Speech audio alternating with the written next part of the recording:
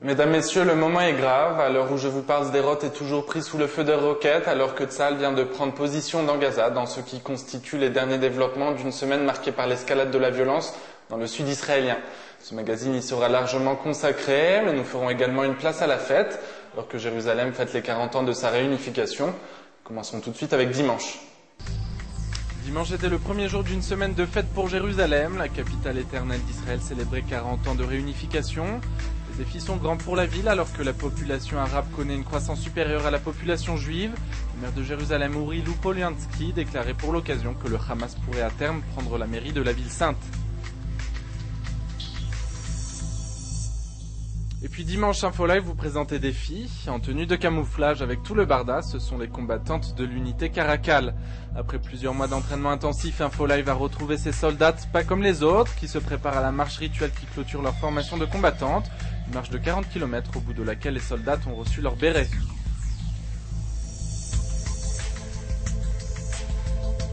L'actualité de lundi était rattrapée par la réalité des tensions aux frontières du pays. Le chef des renseignements israéliens Meir Dagan a délivré un avertissement au gouvernement. La Syrie est engagée aux côtés du Hezbollah, et ce, quels que soient les gestes réalisés par Israël en faveur de la paix.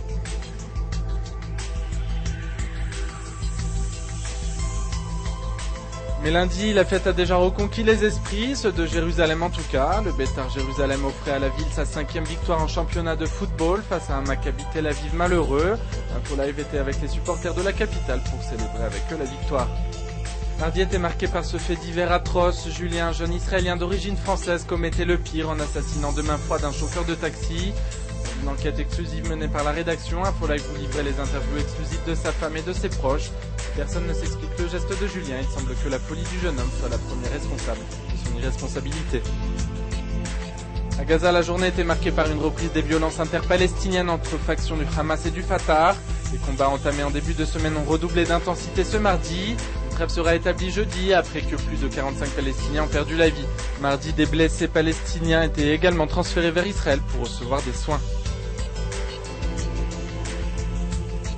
Mercredi, le pays célébrait le jour de Jérusalem et les 40 ans de la réunification de la capitale éternelle de l'État hébreu. C'était en 1967, Jérusalem était reconquise à l'issue d'une guerre de 6 jours victorieuse. Pour ce 40e anniversaire, les rues de la ville se sont peuplées d'une foule bigarre venue assister au carnaval, aux spectacles de rue et autres concerts organisés pour l'occasion. Et pendant qu'une partie du pays était à la joie, une autre était à la peur. Sderot essuyait une deuxième journée d'attaque à la roquette. Les tirs qui se sont faits de plus en plus rapprochés, de plus en plus précis, ont blessé grièvement 2 personnes et causé d'importants dégâts.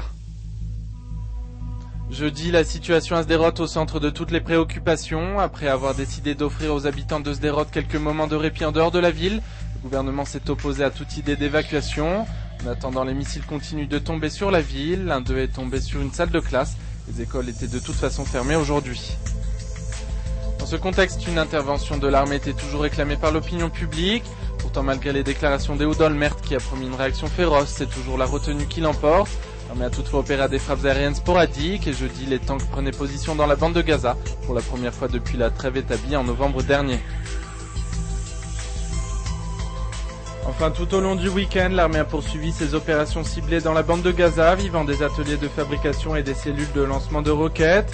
En tout, une vingtaine de terroristes du Hamas ont été éliminés en 2 jours dans ces opérations.